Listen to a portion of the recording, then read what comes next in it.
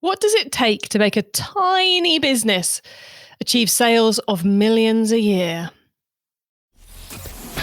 It's the e-commerce master plan podcast. Here to help you solve your marketing problems and grow your e-commerce business. Cutting through the hype to bring you inspiration and advice from the e-commerce sector and beyond. Here's your host, Chloe Thomas. Hello and welcome. It's great to have you here. This week, we're doing something a little different. Rather than talking to a retailer, I'm chatting with a best-selling author.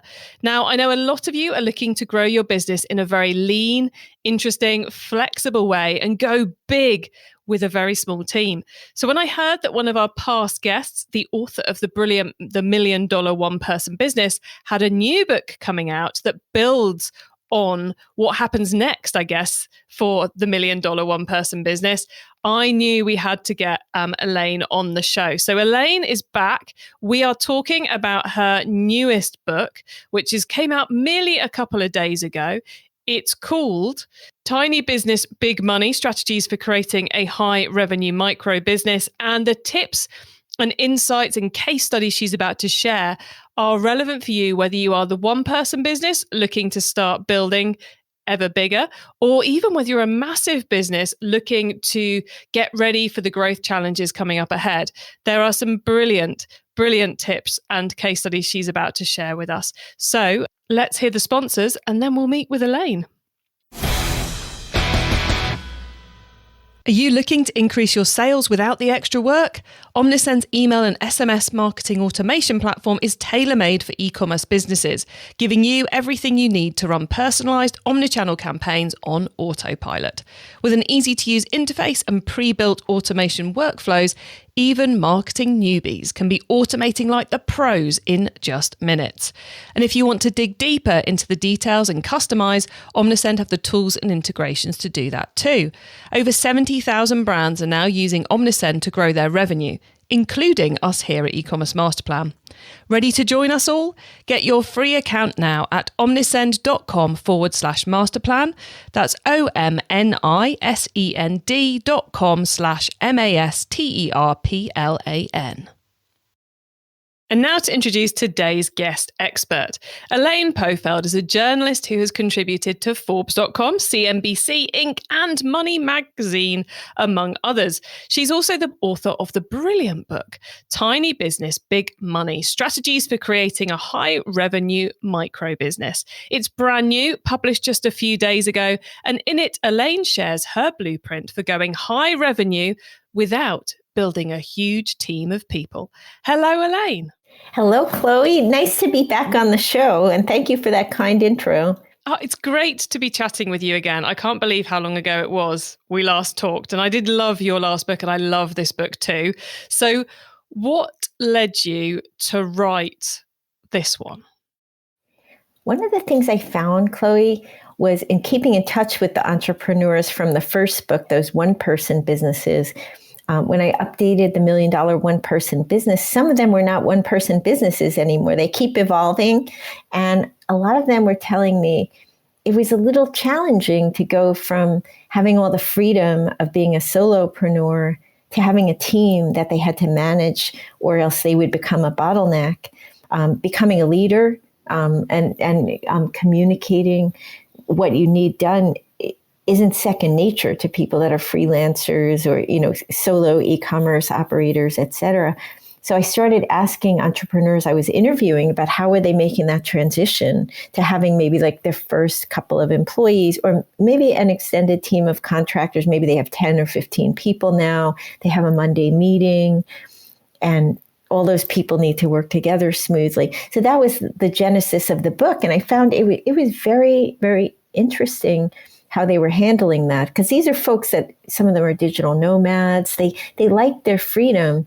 And what I found was a lot of them weren't doing the traditional meetings. One entrepreneur, Brian Dean at Backlinko, who's involved in SEO, he's managing his whole team on Notion. He doesn't have any meetings. And that was the fun part, to see how you could do this without becoming a mini corporation. Looking back, it's kind of like the obvious next step was this book, because that's obviously what some people who are creating the $1 million one person business are going to go on to do. But I love the fact that by researching it, you found these kind of not groundbreaking, rule breaking ways of doing it. Because I think most people go, well, you've got to have weekly catch ups or daily stand ups or some form of conversation, be it over Zoom or be it in person. So it's very cool you found these kind of role breakers. I think this is the next version of business, really. These people are really on the cutting edge because they always were rule breakers. When you think about entrepreneurship, nobody in the past really took seriously these one-person businesses. It was always go big or go home. If you're not venture-backed, the next unicorn, we don't care about you. And then I think people started gravitating more towards these businesses, in part because of the success of Amazon stores and the various one-person businesses in e-commerce, and seeing, wow, you can create a great career in this and have amazing freedom to do what you like, travel the world, do your thing. And these folks were not tied into the traditional ways of doing business. So the way that they're evolving their business is really meaningful, I think, in terms of just studying what their methods are, because it works. The proof is in the pudding, and they're getting great business results from this. So I guess your book is clearly for people who are on that journey of going from being solopreneur to being, building their team out and all the rest of it. But I'm guessing there's quite a lot those who already have a team and maybe even big businesses can learn from it, because it's different ways of doing business. I think so. We in the US, and I think this is around the world, we're having the Great Resignation, where people are quitting traditional jobs. And I think one of the reasons people are leaving that type of work is they hate all the meetings and bureaucracy. And I definitely think the bigger businesses can take a page from this and maybe re-examine their methods and think about what's working for these businesses, and if they could bring this to small business units. I remember seeing a statistic that no business unit should be beyond 10 people, or else it starts to lose something. And the businesses I wrote about in the book go up to 20 employees, but they're not necessarily all in one location. So these methods could work for small business units, and I think work very effectively. Excellent. So let's zone in though on the people who are starting to build up from the 1 person to the 20. Having spoken to all these businesses doing that journey, what is the key to their success? What is it? Are there any kind of commonalities for these businesses to make your life easier, to build the success, to make it all far more enjoyable, I suppose? Well, first they get the business model right. And I know, for people that are in e-commerce, maybe they try a few different products before they get the right business model. Then they build on that success. Usually they'll go in a certain order, where automation is the first step, because there's a certain risk with hiring people, right? Just, human beings being human beings. Then you'll see models where they'll go like automation plus contractor, or automation plus outsourcing. Those would be common ones in an e-commerce business. Maybe they are using Shipping Easy or something like that for the shipping, or Fulfilled by Amazon. And they have an SEO person, or a marketing firm. Then they might evolve to adding their first employee. Maybe they find they need the contractor so often that the rates that they're paying the contractor are too high. And they need to negotiate a salary because it's actually more cost effective. If you're paying someone $150 an hour for 5 hours a week, that's not that much. But if you 40 hours, it's like, then maybe they need to give you a discount for the certainty of having a paycheck. And that's how it will often go. Sometimes they go back and forth. One of the businesses, an entrepreneur named Jeffrey Stern, he makes the voice boxes for the Build-A-Bear Workshop, which is a birthday party place in the US, has these little bears. And sometimes he's had all employees. Sometimes he's had employees plus contractors. Now he has all contractors. It's about a $4 million business with, I think, 2 contractors. He does what works at the time. And I think that's an important thing to think about too in e-commerce, right? Like maybe there's a period of higher demand, and maybe that makes sense to have a lot of employees. But then, 2 years later, maybe you're kind of moving on to the next thing. Maybe you scale back a little bit and think about using outsourcing or contractors again for certain jobs, maybe as people leave by attrition. It's very fluid. And that's been interesting to see. Yeah, I think it's that. From what you're saying, I'm hearing that it's kind of, fluid. I think is definitely the word for it. And then it's dealing with the problems that you're actually facing or the opportunities that you're facing, rather than thinking the world says I need employees, so I better hire someone. It's more right. Someone needs to handle this for me. What's the best way of fulfilling it? And evolving, rather than thinking, I guess what I'm trying to say, it's not one size fits all, is it? It's not when your sales reach X, you'll need to hire someone. It's very much more feel the freedom to evolve as your business needs to evolve. Yeah, I think it's really important not to get locked in. And that's what I love about these entrepreneurs, because they are so iconoclastic. They're not married to one way of doing business. They're such experimenters. I love seeing that. One of the e-commerce businesses I wrote about, the entrepreneur is named Julian Ohayon, and I honestly don't even know where he's living. Every time I talk to him, he's in a different country. And his brand is it's Black Paris, and it's a streetwear brand for young men. The idea being all the clothes are black because it's easier to match them. And he started out doing black iPhone cases, and then, MacBook Air cases. Then he went to sweatshirts. He did sweatshirts. And then he added digital products, which are almost all profit, as he explained to me. Like on an iPhone, you have that little, the cover where you have all the apps. The background is all black.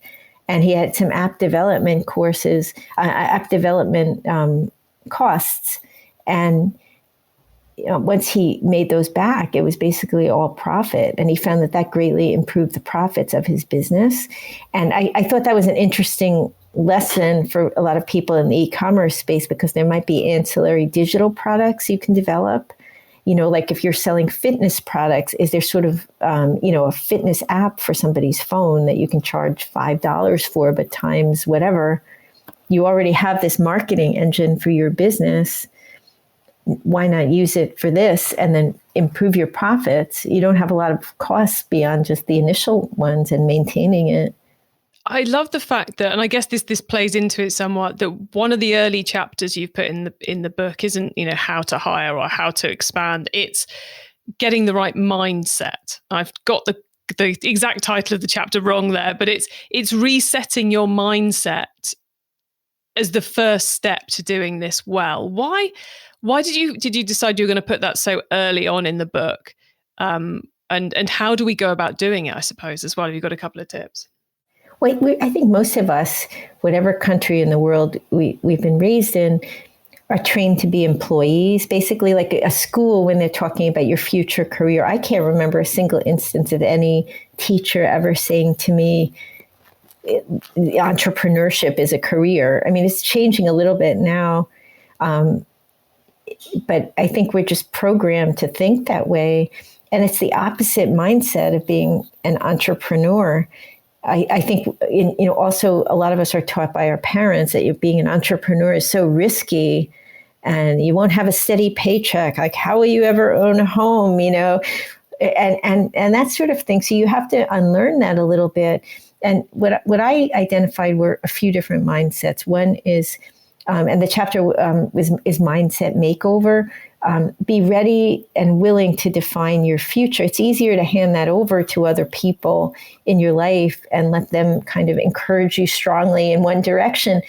But if you want to be an entrepreneur, you have to take the reins and say, I'm going to own this. I'm going to choose this. It might not work out, but what if I took a job and it didn't work out? That's a risk too. And actually, with entrepreneurship, you have multiple revenue streams, whereas with a job, if you lose that job, you've lost all your income. So which one is riskier? There's not really a right answer to that. It's really how you view risk, which is the next mindset, is looking at risk through a different lens. One of the entrepreneurs in the book, Anthony Coombs, started a really interesting company. It's called Splendies. There's companies like Birchbox proliferating in the US. I don't know if this is true everywhere. Yeah, we have them as well, yeah. Oh, okay. And his is plus size, sexy lingerie. And he found out about this niche from a cousin, and he looked into it. He's a serial entrepreneur, and he found it was really intriguing. And what he said to me was, what is a greater risk, to put my future in the hands of a company owned by someone else or myself? I'd say working for someone else is a much greater risk. Now, not everybody thinks that way, and that's fine. But if you want to be an entrepreneur, you kind of do have to look at it that way. There's also ways to mitigate risk. One entrepreneur, Andy Humphrey, also an e-commerce entrepreneur, runs Sprinkler Supply Store. It's an online source of sprinklers. He's an irrigation expert. And what he did was he hired 4 employees to run that business. And he keeps doing irrigation consulting because it keeps his network fresh. He loves it. He knows he has that paycheck coming in. He's actually a self-employed irrigation specialist. So he's self-employed in both, but it kind of mitigates the risk. And that's part of this whole creative approach to looking at risk and risk management. Being willing to learn as you go along is really important too. There's not necessarily a course that's going to teach you everything you need to know. And you probably see this all the time with entrepreneurs in e-commerce, right? You could have 3 people selling basketballs in an e-commerce store, and each one of them will do it a little differently and have different sales funnels and different ways of interacting with customers and so on. There's not a right way. It's really what's the right way for you, and you won't really know until you experiment. One of the entrepreneurs whose story I loved was Elizabeth Davis, who runs Shidabi. It's a shampoo company. It's an online company, mostly which connects to its customers through Instagram.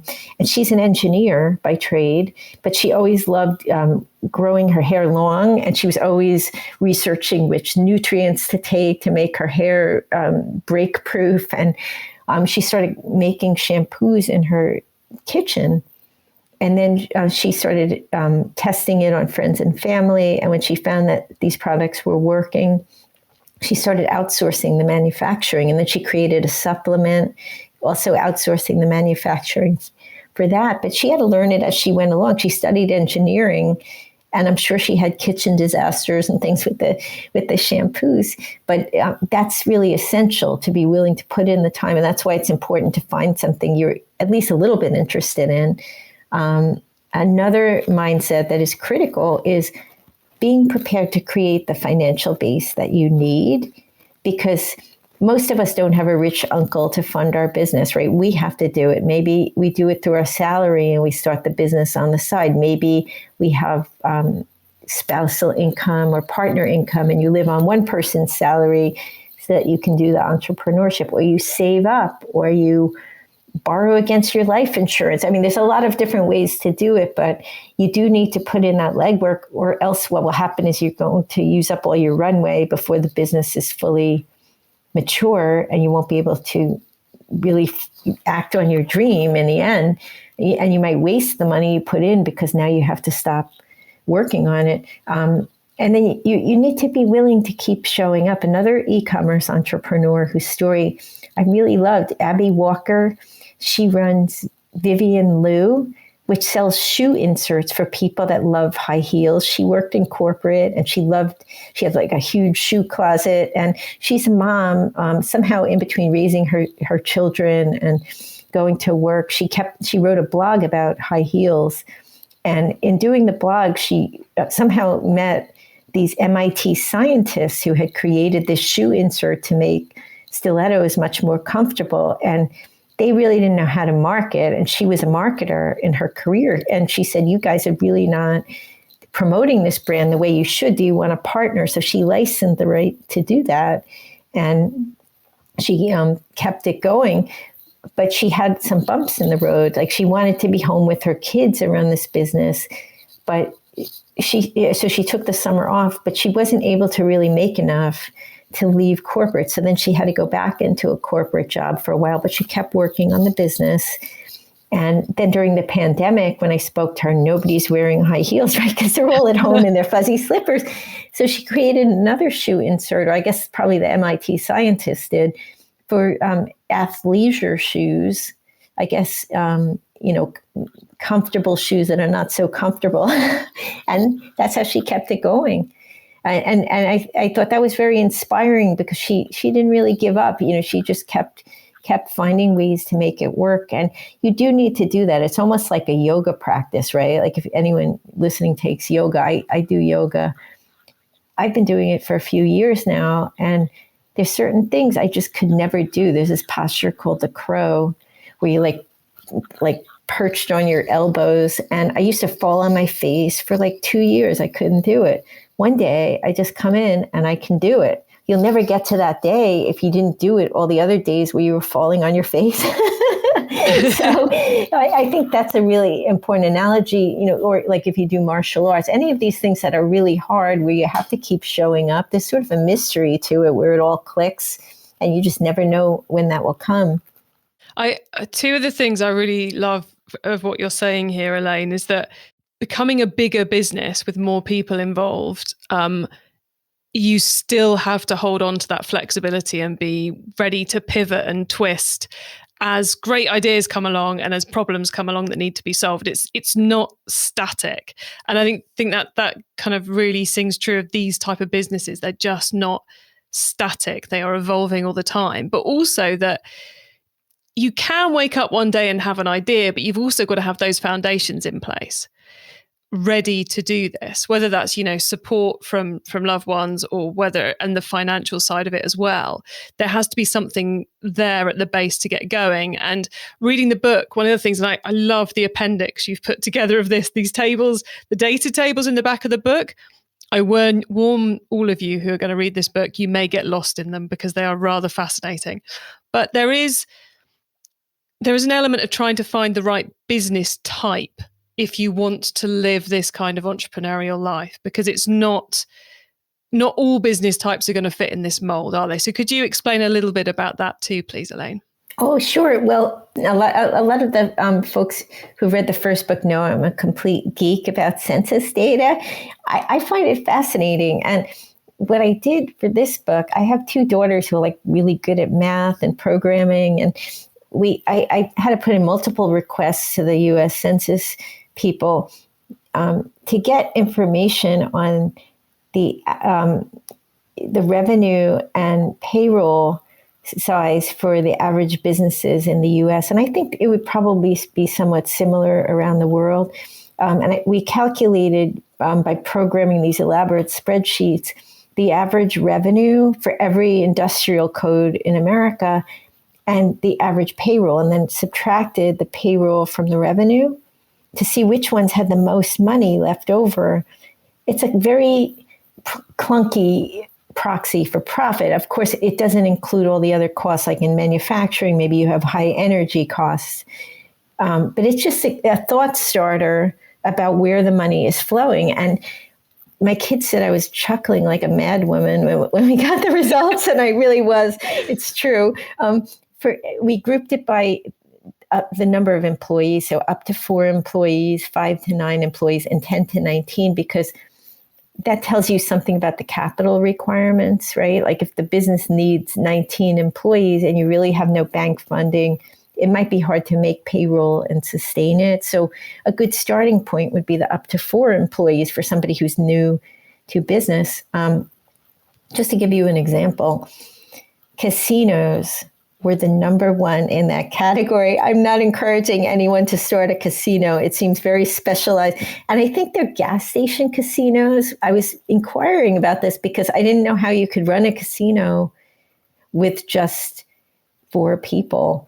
It's kind of mind-boggling, isn't it? I saw that, everyone, I've seen a proof copy of the book, but I haven't seen the final one as we record this. And I looked at that table and I thought, well, I love this table, but casinos at the top, this must be an early draft version, but clearly not. It's just mind-boggling. It is mind-boggling. But well, I'll go beyond that idea in a moment. But like the second one was creamery butter manufacturing, and I looked into this and I found this website for a trade organization in the butter industry. And they said, we are the Butter Institute or whatever their name is. We are 29 companies that control 90% of the butter industry in America. And I thought, wow, what a good little niche.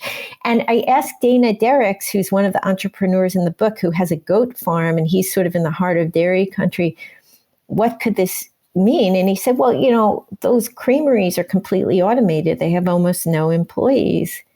They're very profitable. I found that very interesting. There's a certain segment of these businesses that are private equity backed. For instance, the 10 to 19 employees, reinsurance was the top one. And in case anyone doesn't know what reinsurance is, I happen to have an old friend that works in that industry. It's the insurance companies that back insurance companies. And what these guys do, they're basically financial professionals. If people bought life insurance and all the policies are coming due, that's a liability for the insurance company. So they buy that liability so the insurance company's books look better, and then they resell it or do their financial thing with it. So there's some businesses that those would be hard to get into. So what I did was I did an analysis. I interviewed almost 60 entrepreneurs for this book, and based on the findings from the chart and what they said, I came up with a list of the businesses I think that are very promising for someone who wants to start a tiny business up to 20 employees that makes over $1 million. And it was the number one is e-commerce. Business to business e-commerce is really a lucrative one across all the different size categories. Then I have a category called souped up service businesses. These are basically like a service business with more of an informational marketing component. One example would be Jenna Kutcher. She's a photographer. She sells online courses on how to do photography. So she's basically an e-commerce entrepreneur. But then she's also an Instagram influencer, and that is how she makes her money. She puts the photographs on her Instagram page. A lot of them, she has this adorable family, and it's about family life, and she gets a lot of advertising revenue. So that's an avenue to think about. Manufacturing, I mentioned the Build-A-Bear workshop guy. Wholesaling, this is kind of a crossover with business-to-business e-commerce. Apurva Batra is 29. He lives in Texas, and he used to be a Chevron engineer. And he wanted to have his own business so he can travel. He travels all over the world constantly. It's called Flexible Pouches. What he sells are the dullest product you could ever imagine, those plastic bags inside of cereal boxes and pharmaceutical packaging. And he found out that he started going to trade shows to research this industry. And he found that the big cereal companies like Kellogg, they have their own suppliers. They're ordering like millions and millions of these bags. He didn't really have the financial might to be a supplier to somebody that big, but he found there were a lot of smaller companies that need the bags at affordable prices. But he stopped going to the trade shows and he just put it all online. So he's got a beautiful e-commerce business that gives him tremendous freedom. So that's something to think about, these millionaire next door type businesses where, if you go to a cocktail party, no one really wants to talk to you about plastic bags, right? But he has a great lifestyle, a really interesting life. He travels everywhere that he wants to go. It brings in about $3 million a year. He was $1 million one-person business who graduated and now has a few employees. That's something to think about if you have the e-commerce skills. And I would really encourage people to look at those boring businesses, like the ones that you drive past a route in your car all the time, and you see these sort of metallic-looking businesses, and you have no idea what they do.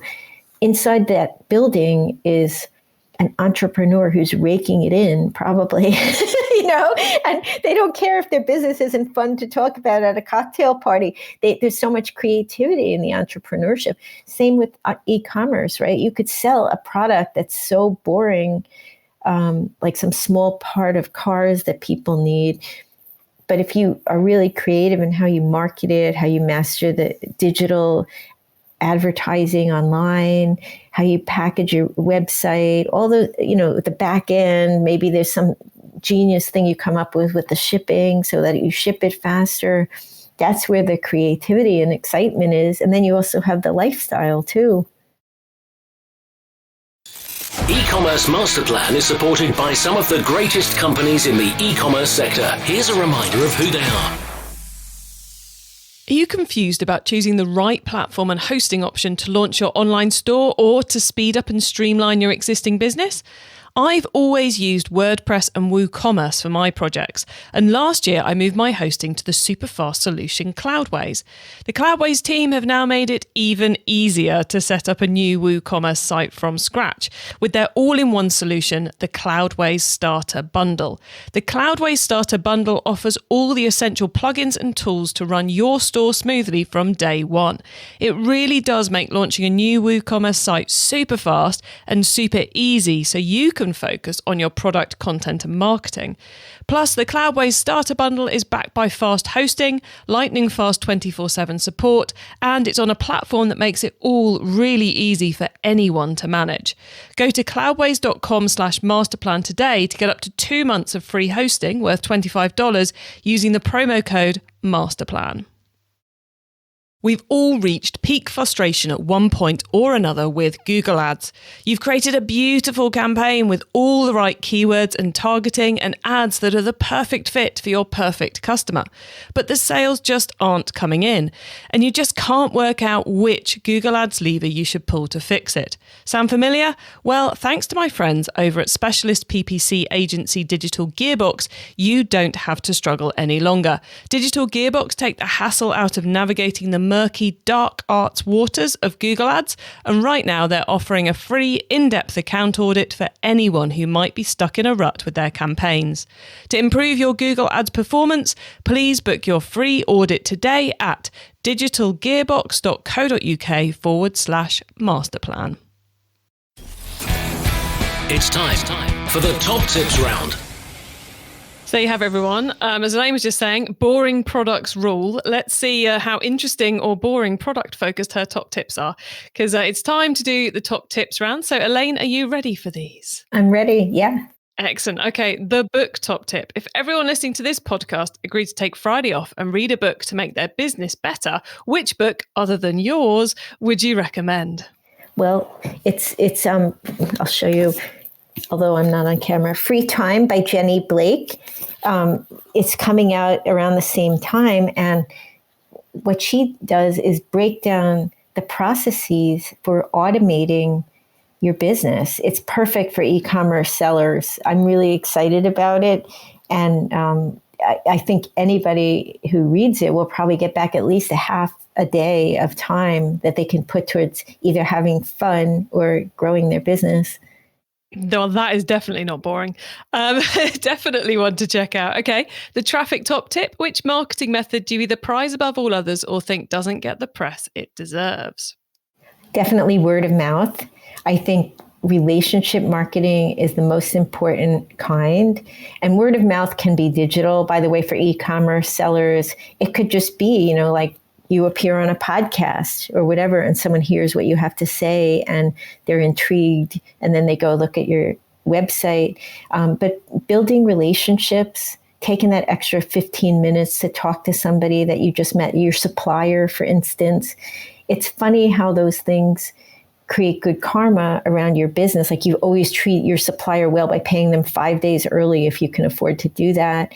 Then when you're in a crunch, you can work things out where they help you out. That's very important, I think.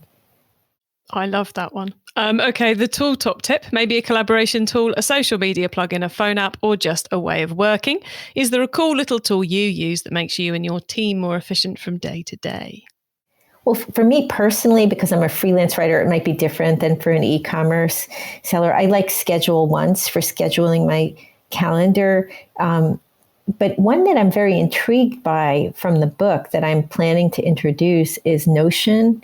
That's the one Brian Dean at Backlinko is using to manage his whole team. And it's funny, I just spoke with Jenny Blake, and she uses it too. She's put her whole business on it. I think the way Brian mentioned it was Slack and Asana had a baby.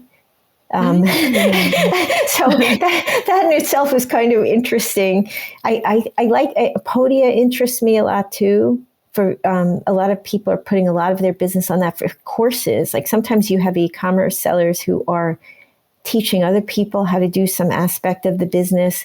Podia is pretty reasonably priced, and I've heard a lot of rave reviews about it. So that's a good one. Another tool that I use for my business that I think would be relevant for e-commerce entrepreneurs is Bench Accounting. It's for bookkeeping. I think a lot of people, especially if they have inventory, bookkeeping is so complicated and they're always behind on it. And the way Bench works is you basically connect all your different accounts. Like if you have an American Express business card that you buy the inventory with, your bank account, you can attach your payroll, and it all uploads automatically. It's an AI tool, but then you have a real bookkeeper. If you have questions, you can book time with them to talk about things. And since I started using it, I was always chronically behind on my bookkeeping. And then I had a one-person bookkeeping shop, but what would happen is in tax season, she would get very overwhelmed. And finally, she reached this point of crying uncle, but now my taxes were due and I had no one to do the books. And I was desperate. So I found out actually from a podcaster, he used Bench. And so they did 6 or 7 months worth of books in a few weeks. And it's about, for my business, it costs about $200 a month. It's well worth it because I used to be in on Saturday. It would be like a beautiful sunny day, trying to get my QuickBooks to balance. I didn't really have any training in QuickBooks, and I would just never really do it right. And it would cost me a lot in accounting fees not doing it right. Then even the bookkeeper took care of that. But this was even better because if one person gets busy, then they put another person on the account. So I'm never late. And then the growth top tip. If you met someone today who's focused on growing their e-commerce business from 100 orders per month to 1,000, what would be your number one tip for them? I'd say to lean into the aspects of the business that you love the most and that have been most successful for you, and drop the obligation. Try to find ways to get rid of the aspects of the business that you hate or that just aren't your strength. And really devote serious time to taking inventory of how you're spending your time. One of the things I do, I work with a business coach named Doug Wick, who mostly worked with middle market companies. And one of the things he did with me that was most valuable was to have me create a Google sheet where I tracked every hour of the day and how I was spending my time. And I realized that like transcriptions for me in my business are such a time suck. I hate doing them. And someone else could easily do that. I don't know why I was even doing them. I wasn't even really aware I was doing them. It was just like part of what I do. So that's something where like you could get Zoom, the paid Zoom has an AI transcription. If you start noticing things in there that are mundane, get rid of them because they're sucking the energy out of you as an entrepreneur, ruining your day. There's no reason to do them at all. And you're probably, I think it's a consciousness thing. Like you're probably not even conscious you're doing some of these things. You might become conscious that there are things that are seemingly mundane in your day that you like doing. Like maybe you get your best ideas when you're washing dishes. I find for me, my son is 11, he goes to karate, and I could hire somebody to drive him there if I want to be totally efficient. But I love talking to him in the car. I have 3 other kids. I don't get the one-on-one time with him as much as I want. So I always know that on those days I have that time, and technically it's not efficient, but I would never give it up. And so there, I think allowing yourself to do the seemingly routine things where you do get something out of it is important too. And they may not be in your business. They might just be in your life. I love that answer. We don't get enough answers to the growth top tip that focus in on your own energy. And it is so crucial because if you don't have any energy, you're not going to bring any to the business and you're not going to grow. Elaine, before we say goodbye, could you please let the listeners know where they can find you and your book, please? Oh, sure. Well, the book is on Amazon or barnesandnoble.com or, other major bookstores. And they can reach me on LinkedIn under my full name or on Facebook or Twitter. And I really encourage them to write to me. It makes me a better journalist if I know what's on your mind. It gives me topics I can research and share on Forbes or the other outlets that I contribute to. And I do write back. I really love hearing from entrepreneurs. And I always find e-commerce entrepreneurs are so interesting. They're so global, because of the nature of being out there on the web. And I just love their observations. Excellent. And the name of Elaine's book, just so you all know, is Tiny Business, Big Money, Strategies for Creating a High-Revenue Microbusiness. Well, Elaine, it has been a pleasure catching up with you again. And I know this chat will have helped many of our listeners, and I'm sure many of them are going to go off and read and absorb and consume your book. So thanks so much for coming on and telling us all about it. Thank you so much for inviting me, Chloe. Always a pleasure to speak with you.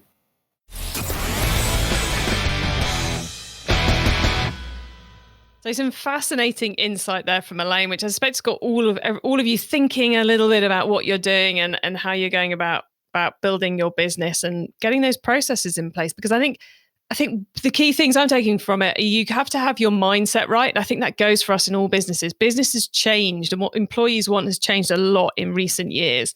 So we need to be ready to adapt and change. And also the tools we can use have changed a lot too to enable us to be more flexible. And that we need to have the right foundations in place for what we're planning on doing. Ideally, you don't want to have to go back to work. For someone else, you want to be able to focus on building your ideas, but also have the foundations there that enable you to be flexible to take the advantage of new opportunities like those virtual products she was talking about, and to change your team based on what is and isn't working. Now, you can get your hands on the notes from today's show, including the top tips and links to what we've mentioned, by heading over to ecommercemasterplan.com/podcast. There you can also add yourself to our email list so you don't miss out on any of the many other things I share to help you improve your business. And if you liked this episode, then check out ecommercemasterplan.com/startup for the full list of all our startup focused episodes. We put them all together on one page for you. So if you're in that space at the moment, early stage, pre-startup, you will find a lot of great inspiration there. Thank you so much for tuning into this and every episode of the E-commerce Master Plan podcast. I bring you a new interview every week because I want to inspire and help e-commerce business owners to succeed and thrive with their businesses, including progressing along that path to net zero. So if you know someone this show can help, please do tell them to listen to the E-commerce Master Plan podcast. Have a brilliant week and don't forget to keep optimizing. Thank you for listening to the E-commerce Master Plan podcast. Find out more at ecommercemasterplan.com/podcast. Check out the new all-in-one solution, Cloudways Starter Bundle. It really does make launching a new WooCommerce site super fast and super easy, so you can focus on your product, content, and marketing. Plus, the Cloudways Starter Bundle is backed by fast hosting, lightning fast 24/7 support, and it's on a platform that makes it all really easy for anyone to manage. Go to cloudways.com/masterplan today to get up to 2 months of free hosting worth $25 using the promo code MASTERPLAN.